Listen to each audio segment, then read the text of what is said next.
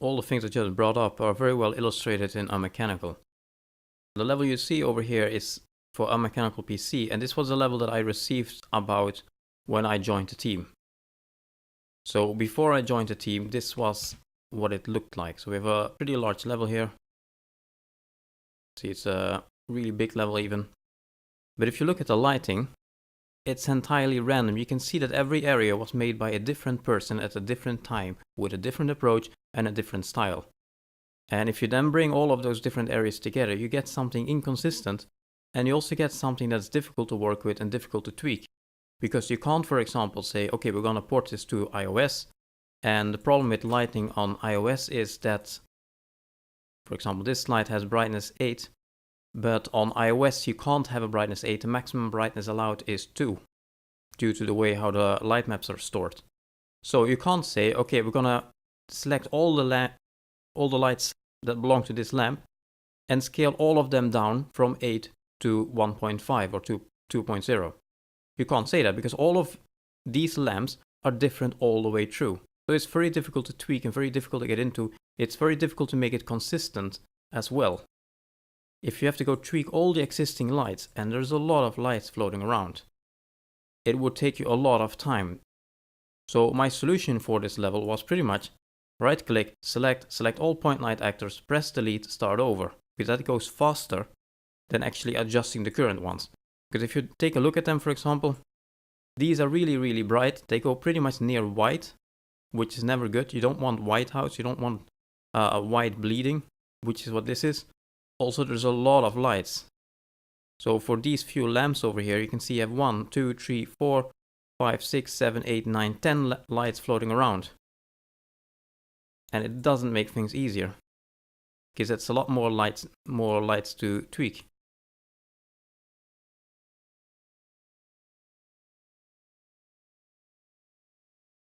So that's one thing. Then if you look around here, this is an ambient light, but it's white.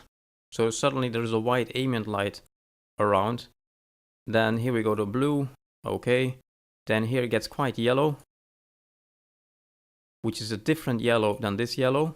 So you just get a big weird combination of colors. Here we suddenly have a white light. Then we have a yellow light.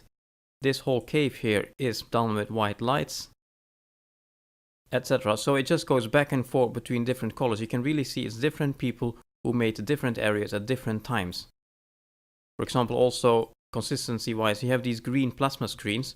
In one level they're green, in the next level they're white. There is no consistency through the whole game. What I would have done is I would have made one light once for one of these plasma screens and then copy paste it around through the entire game, or make it an archetype to make sure that it's really exactly the same. Because you can see this is pretty much 95% desaturated. Likewise here, it's mostly blue and strong orange here. Then it goes to more yellow, desaturated orange. Then it goes more to pink. Then it goes back to fairly strong orange. Some blue. Then it goes more to greenish, grayish blue, or yellowish, something, whatever it is, towards red. Here it goes to blue, purple, goes to really blue over here. We have another plasma screen which is white, etc. You can look, for example, the lights here, these tube lights. There's a light in front of them. It's fairly orange and its brightness 12. You go to the next area where you find a similar light elsewhere. For example, this same tube light, just 2 rooms further, it's this color and its brightness 3. So it completely jumps back and forth between a wide range of values, making it impossible to work with. So I deleted all of those lights and I started over. And it goes fairly fast and it goes very systematically. So I simply select all the lights, press delete,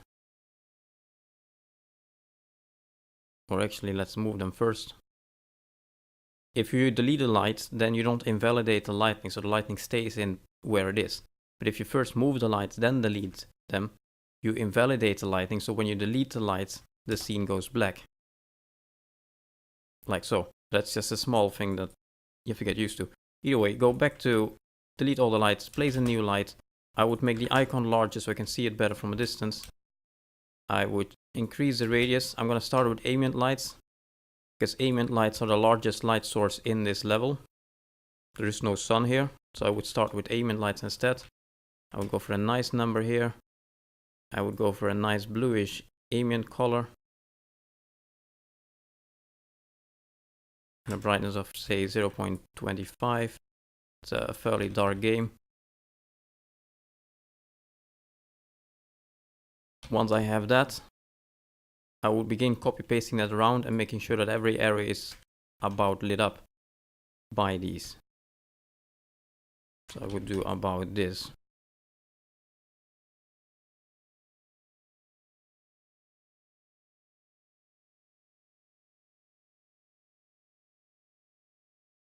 Etc. So you could just go through the level and you place those everywhere.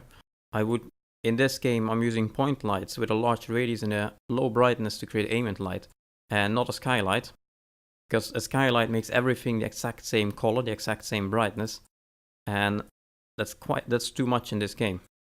We want some darkness, we want some pitch black shadows and shapes in this game. So you don't want things in the background, for example, to light up. So that's why we've used individual point lights with a large radius and just place those around to create a bluish ambient light instead.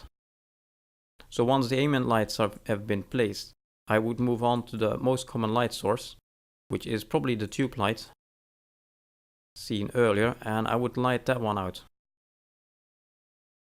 Again, placing a few ambient lights here, etc. I should have done that slightly better, but you get the idea. Also, the tube light here, it's white. So as the first thing I should do, this is part of the go step by step. So before I do the lighting, I make sure that the geometry is correct, and I make sure that the texturing is correct. This texturing is not correct because the light is white, so I can't place a yellow light on top of it because the lamp itself is white. So I would first have to go fix the material here and make sure that this is actually yellow and not white. Also, I don't think this is properly textured because it's pretty much just an unlit solid color. And a tube light isn't a solid color like this. The light comes from the middle, and it's a glass tube surrounding the actual tube light itself, probably. And the tube light inside of it is connected from at the bottom and the top. So the majority of light would emit in the middle of the glass, like so. Meaning the part at the top is darker, the part over here is darker, and the edges of the glass might be darker as well. So you have to see the structure of where the light comes from. The glass itself doesn't give light. There's something inside the glass tube that gives light. And you want to get that character through it. You want to see the extra detail, the extra small subtle changes. So the whole thing here is wrong. Therefore, I wouldn't even start to light this out before I fixed all those kind of things. Anyway, let's presume for a moment the lamp has been fixed. I would check its properties. It's casting a shadow right now. Not very good idea. That would make sure that all those lights have cast shadow turned off. Then I would place a light on top.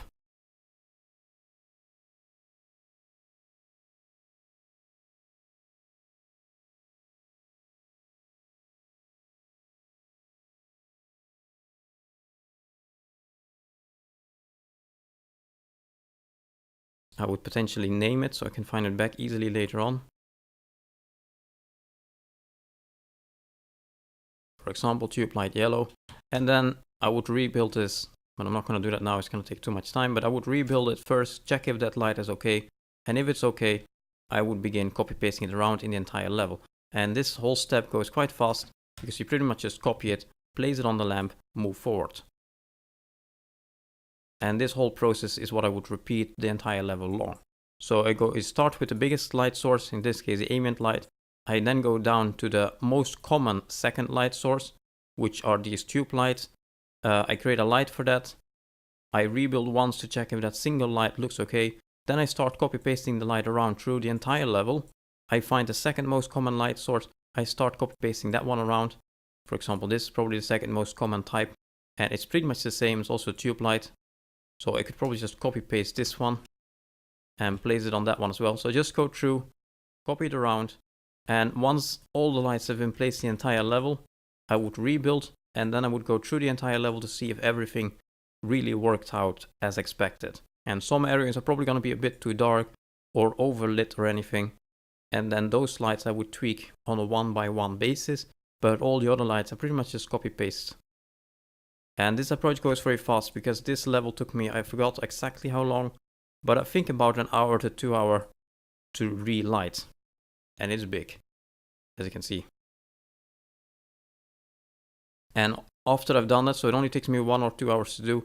And once I've done that, it's also very easy to tweak the level later on. You can see what the level became eventually. This is the final level, as in the release PC version.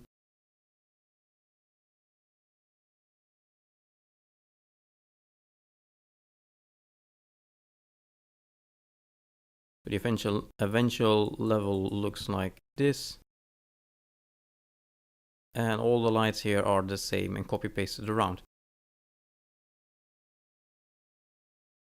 For example, the green plasma screens here, they're actually green now, and it's actually the same color, the same kind of light used through the entire game.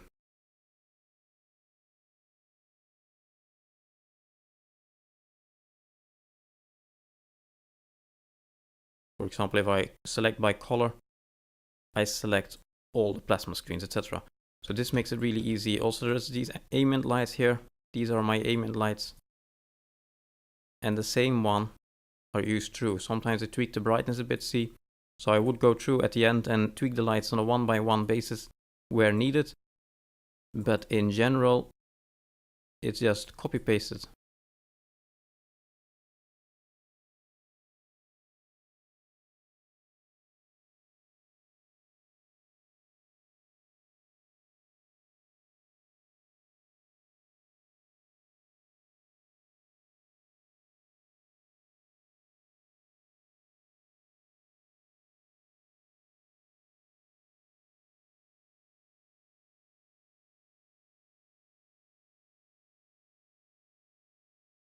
Can have a look at the ball as well.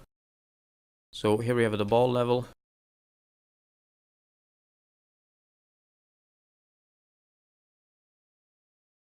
I usually work with just 2 colors, and then there's a third color every now and then to add some variation into it. Somewhat boring and repetitive, but it does allow me to speed up the whole process and keep it fairly automated. So the ball as well, it's very two color dominated, pretty much purplish blue for ambient and orange for light sources. Also, when you deal with lava, lava is a source of light. The entire body of lava is basically fire. So what you tend to do is place a lot of small lights around through the entire level. Now these are small pools of lava, so they don't illustrate that much. Let's see if I can find a bigger one.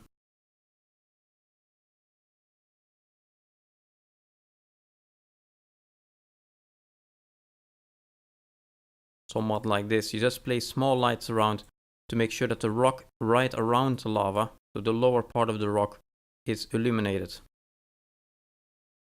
So you have this light glow coming off the lava. So you don't get this, which is weird. You can see the darkness from the rock meets the bright lava surface.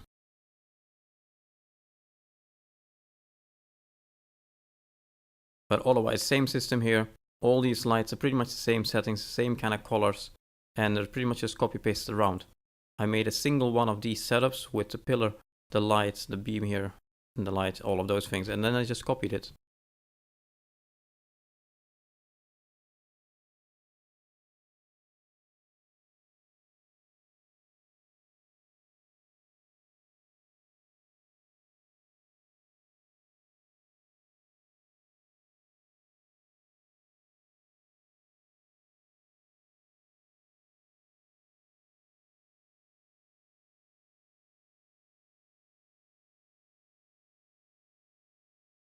Also, it should be noted that post-processing has a very big impact on the lighting. So when I talked about in what order I do the lighting, actually the post-process step should be included in that as well. I do geometry, texturing, and then I go over the post-processing, and only then I do the lighting. So I make sure that post-processing is fairly correct or finished before I do the lighting. because without the post-processing set up correctly, you wouldn't be able to light your environments, because it has such a dramatic effect on the lighting that you can't light the scenes without a post-processing set. Because once you would apply that post-processing, all your colors change, stuff gets darker, stuff gets brighter, so that has to come first. This level has very aggressive post-processing, and if I remove the post-processing on this level, it would look entirely different, and I wouldn't have been able to light the level because it wouldn't have looked like anything near what the final product is like. So this is I forgot what exactly, I think the 4th or the 5th level in the game. And it's much more greener and yellow than the previous levels. Again, otherwise it's the same system, all these lights are just the same. It's very structured. But if I take post-processing away on this, so in world info, and this is an older build of the engine, so it looks probably different in yours right now, but it's the same kind of props, it's just rearranged. So in over here, this is what it looks like without post-processing. Color correction in particular. So this is nothing. You can see the difference. It's a fairly big difference. This is much more purple, it's much dimmer, etc. So you can see I wouldn't have been able to tweak the brightness of these lights without knowing what post-processing does. Post-processing makes it darker, so I need to have that step covered first before I can do anything. And in this case, it comes mostly down to shadow, midtones, highlights, and desaturation. I always tend to desaturate things a bit, so you can see if I don't do that, the colors are very harsh, it's very saturated. So I tend to desaturate things by 0.2, 0.3, almost in every single level that I work on. 0.2 or 3 is about the golden number for me. More than that and it gets too washed out, less and it gets too saturated. So 2.5 or so. And then if I reset these for a moment, so the default values for highlights, midtones are 1 and shadows is 0. If you bring down all the highlights together, it gets brighter. If you raise all the midtones together, it gets more contrasted and darker. See, now you have a brighter but more contrasted version of the original. If you raise or lower some of them slightly more than the others, you get a different color. Like so. So see, this has really a dramatic effect on the color. So you need to get this step done first, because otherwise you wouldn't be able to do the lighting.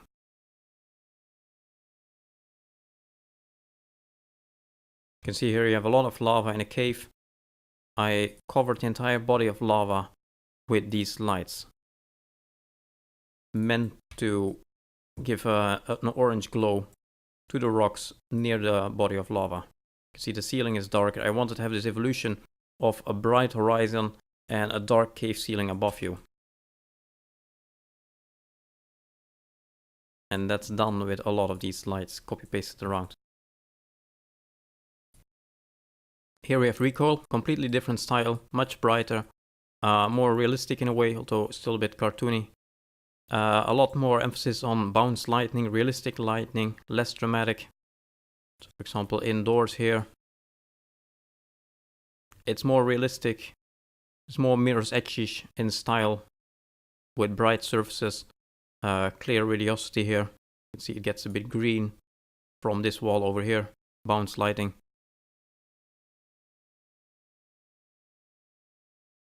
Can show you a couple of things I've done over here. First of all, if you look at post-processing of this, it also has a pretty big impact.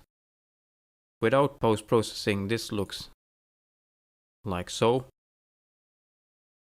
So again, if it would have looked like this, I wouldn't have been able to light it out, because I wouldn't have given me any idea of what the final product will look like, which is this.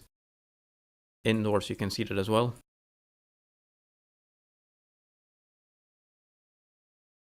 So again, getting the post-processing right is really step one.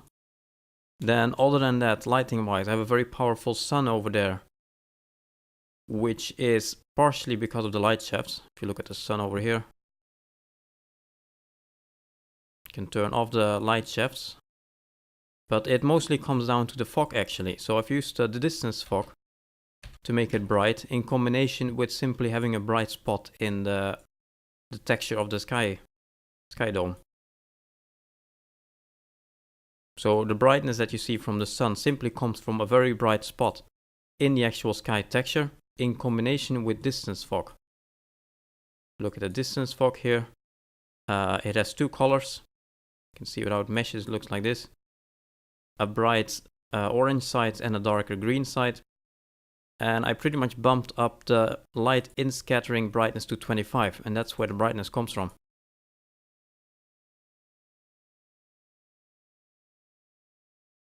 So this is a exponential height fog. If it would have been 1, which is the default value, it's simply 1. It would have looked like this, which is nothing of what it actually should look like. So I brought it up to 25 to create a strong orange glow from that side. So I didn't use a lens flare or a particle like in the other level. I simply did it like this, and that also kind of works. Then we have some shallow water here. On the side of the sun, I simply let it be how it is. But on the shadow side, I began placing a lot of small lights. Especially in the parts where the shadow was the darkest. Because the problem was, again, that as you walked under these bridges or whatever you want to call them, it got very, very dark here, and it got very ugly because you could see this unlit water plane intersect with the wall, and it was too big of a difference. So I placed these lights to kind of blend the concrete of the wall more together with the water surface. And it somewhat makes sense because you could excuse it as bounce lighting. So here too, you can see all of these are just lights placed in a row with small radii.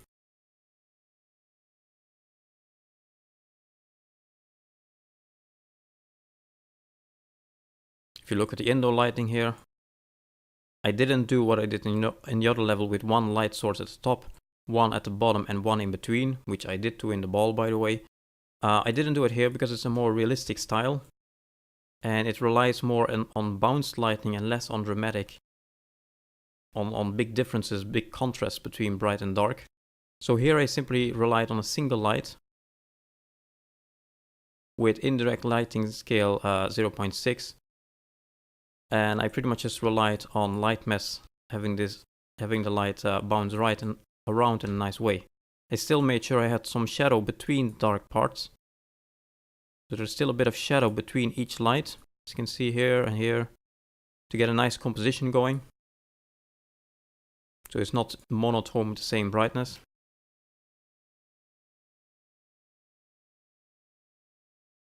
This part is a bit more monotone, this is less good. In a way there should have been more shadow in between these two. There is a bit. But if you look at it like this, it's not that good. And in a way, what I usually do, also when I talk to my students, is I do this, I delete the lamps, and then I ask them, can you tell me where the lamp would be? And in this case, you can't. And that's kind of my benchmark for it's not good lighting. If I cannot say where the light source is, what actually gives light in this environment, where it's located, and you can see the shadow here of the lamp, but think the shadow away, just look at the brightness levels itself, you wouldn't be able to say where the lamp is. And that's not good. You should be able to say, just from looking at the lighting. If you look at it like this, you can do it a bit better. You should be able to say, okay, there's going to be a lamp here, and there's maybe a lamp on the wall there or so. You should be able to say where those lights are. Of course, here you have the shadow, so it's a bit more obvious. But it's obvious here, there's a light here and a light there. That's what you should have.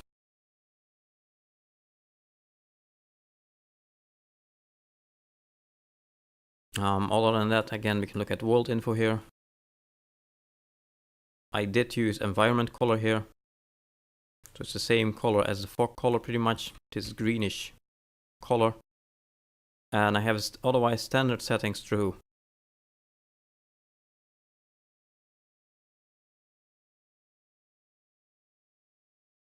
I have a skylight as well on top of the environment light, which has the same color for both light color and lower color, and the same brightness and lower brightness is both the same, and it's a very low value of 0.05.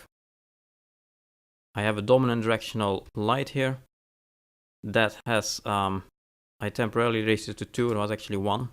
2 is quite expensive, but you can see the difference in shadow quality. Quite obvious. If you put it to 0, it's light map only. And then you can see that while this tree is animated, the shadow doesn't update anymore. If you make it dynamic shadows, the shadow nicely updates with the tree, but it's much more expensive, and 2 is even worse. 3 is even sharper and even worse, etc. So I temporarily raised it to 2 just for the video, but otherwise these were the settings. I have a brightness of 2, otherwise standard settings true, standard settings and light mass. It had light shafts enabled, but that's it.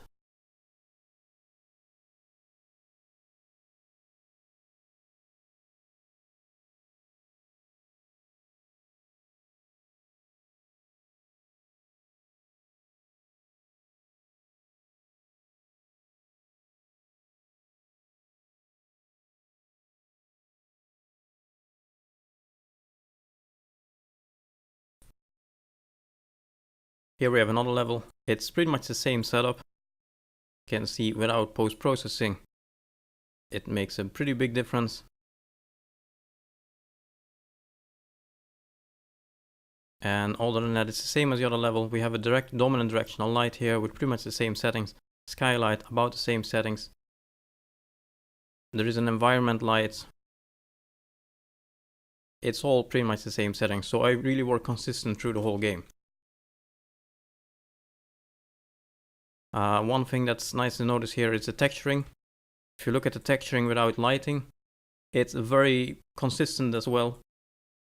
Most of the surfaces are rather bright, and the brighter a surface, the easier it is to light it.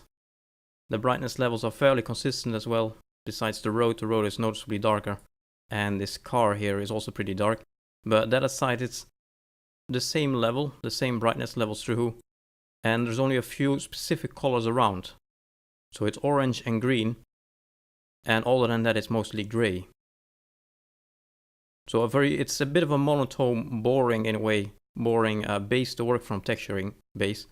But the more boring it is, the easier it is to light it. And the way I usually work is it's better to start boring and then make it more interesting than to start too chaotic and too messy and then to try to bring order into that.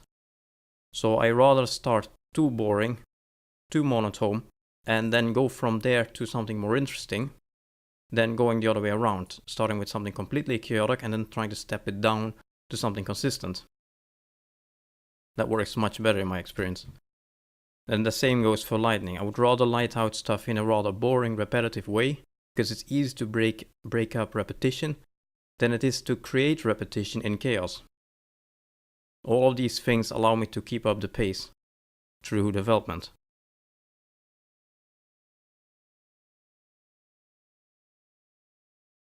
Lastly, here we have another recoil level.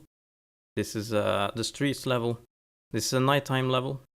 And as I will also show you in the assignment level, when I make nighttime levels, I make them rather bright. You can see this is nighttime, but it's a very bright night. This is pretty much the sun blooming out. Real darkness doesn't really work well in games. It does in certain games, but in most games it doesn't work well, especially not in hardcore multiplayer games. It's just going to get annoying, you're just not going to be able to see each other. It's not going to be fun. And besides that, I also tend to work with a screenshot factor. So I tend to make my levels screenshot ready in a way, is what I would call it. So if I make a screenshot of this, it would work well because it's fairly bright, it shines in a way. If I were to do this in a realistic way and make it pretty much dark, it wouldn't really shine and it wouldn't be really nice to look at on a screenshot. It's a bit of a weird reason, but I tend to work based on how well can I sell this if I show someone the screenshot? How convinced will they be that this is nice to play in, simply by looking at a screenshot? So it's a bright nighttime level. It's again the same setup, so there's a dominant directional light over there, there's a skylight, same things. Also the post-processing here isn't very aggressive at all. Without post-processing it looks like this. It's almost the same, it's a bit more saturated and it's less contrast. but there's not too much difference. Again, the texturing is very consistent, very monotone, very gray. It's very neutral to allow me to easily add lighting on top. It's very consistent with colors as well. There is clearly one dominant color through the whole scene. So the car, you can see, and I go pretty far on this. I even make the garbage bins red. I make the benches red. The car is red. The pillars are red. The doors are red. So there's a lot of red going around. The posters are red on the paper on the ground here. So especially in this game, I really pushed the color styling forward. Everything is pretty much red, to make it very consistent and get this weird style to it.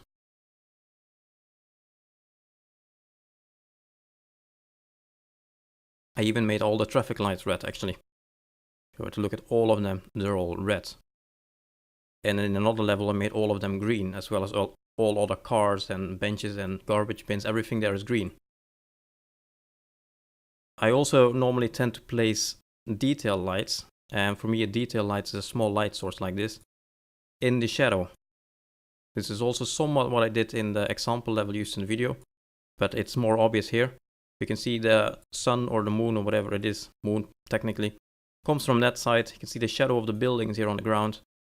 I place the light sources in the shadows.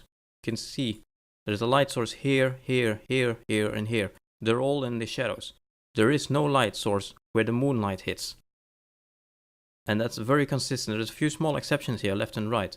But in general, every light source is placed in the shadows. There, there. The only exception here is this light. And it doesn't really work. If you place a light source like this in a bright light, it doesn't really shine. It doesn't have the same impact as this. This illuminates the darkness. It gives a contrast. It gives a difference in the composition. So likewise here, every light almost is placed in the shadows. Here's another exception. You can see why it doesn't work either. It gets very bright. You can see the door here. It's solid white, and that's never good. You should have more of...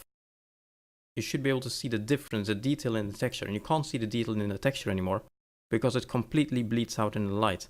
And that's bad. So this is not ideal. But other than that, every light I place, every detail light I place tends to be in the shadows. So I really make sure that the relation between the various elements is clear as well. You can clearly see this light is here because the moon is over there. There is a relation between that element and this element. Those kind of things really help the lighting in the level, I think. But this goes down towards lighting theory and all that, and not really the technical part of doing lighting, which is what this video is about.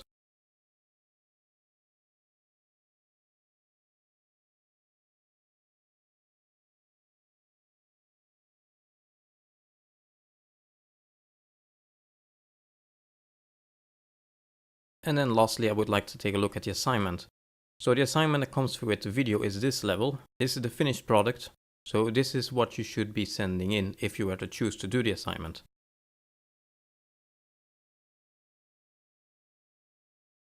So it's a jungle temple level.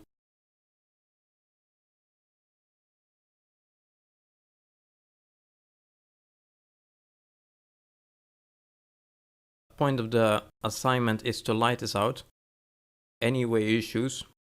So in my case here, and this level was done together with Adam Timen, one of my students at Future Games. He also built large parts of the level used in the video itself, the Anulturmentish level there. So credits to him. But this level was built for you to light it out how you want. But what we've chosen to do is to use torches like so, and there is a secondary light source in the building over here with almost white crystal lights. So the crystal lights and the torches are supplied with this level, but it's up to you how you want to use it. If you wish to use different colors on, for example, one of these crystals, you can find the material. That material and every other asset, by the way, is stored inside the level itself. So make sure you don't remove the lights. If you delete all the static meshes, all the crystal static meshes, save the level, then reopen the editor, this will have been removed. This only stores what's directly referenced in the level, so make sure that every asset in here remains referenced in the level. If you don't plan on using it, just move it down below the level somewhere under the ground or something, but it has to be somewhere in the level or it will get removed. So just to be clear on that. So to change the color, very simple, open up the material of the lamp, and then here there's a parameter called color. Just change the color here.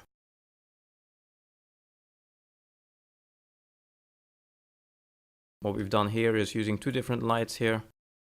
One is a bit weaker, the other one is a small radius, high brightness, and then a lower brightness, bigger radius.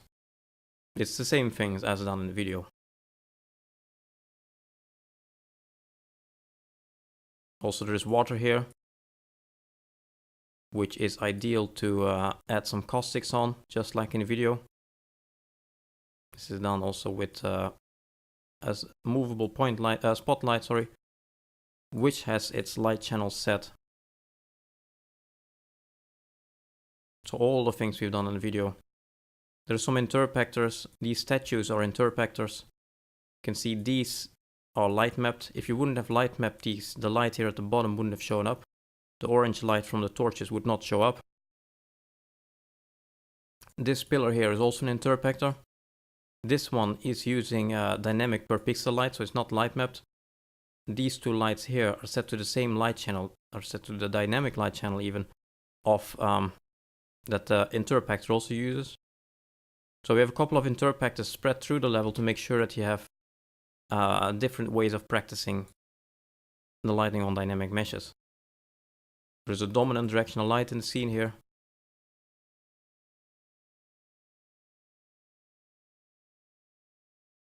There up in the sky, there's also a skylight there. Dominant directional light has a whole scene dynamic shadow radius, so it casts dynamic shadows.